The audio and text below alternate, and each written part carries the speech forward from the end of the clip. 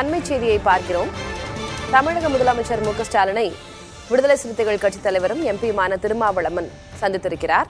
NEET தேர்வு ரத்து, criminal சட்டங்கள் சீராய்வு தொடர்பாக முதலமைச்சரிடம் திருமாவளவன் மனு அளித்திருக்கிறார். தொடர்ந்து இதுகுறித்த கூடுதல் விவரங்களை வழங்குவதற்காக செய்தியாளர் ராஜ்குமார் இணைகிறார். ராஜ்குமார், இந்த சந்திப்பின் நோக்கம் என்ன, முக்கியத்துவம் என்ன?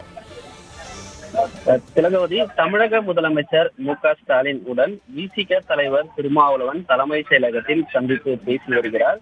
இந்த சந்திப்பில் மிக முக்கியமாக 3 கோரிக்கைகளை விடுதலை சிறுத்தைகள் கட்சியினுடைய தலைவர் திருமாவளவன் முதலமைச்சர் மு க ஸ்டாலினுடன் வலியுறுத்தி பேசி வருகிறார். குறிப்பாக நாடு முழுவதும் நடைபெற்ற நீட் தேர்வில் மிகப்பெரிய முறைகேடு நடந்திருக்கிறது. இந்த முறைகேடு நடந்தது குறித்து விரிவான விசாரணை நடைபெற்று வருகிறது. இது மட்டும் இல்லாமல் நீட் தேர்வை ஆரம்பத்திலிருந்து தமிழகத்தில் தான் தொடர்ச்சியாக நீட் தேர்விலிருந்து விலக்களிக்க வேண்டும் என்று வலியுறுத்தி திமுக உள்ளிட்ட கூட்டணி கட்சிகள் அனைவரும் வலியுறுத்தி பேசி வருகிறார்கள். எனவே இந்த சூழ்நிலையில் தமிழக அரசு நீட் தேர்விலிருந்து தமிழகத்திற்கு விலக்களிக்க வேண்டியது தொடர்பாக ஒரு அனைத்து கட்சி கூட்டத்தை தமிழக அரசு நடத்த வேண்டும் என்று விசிகனுடைய தலைவர் திருமாவளவன் முதலமைச்சர்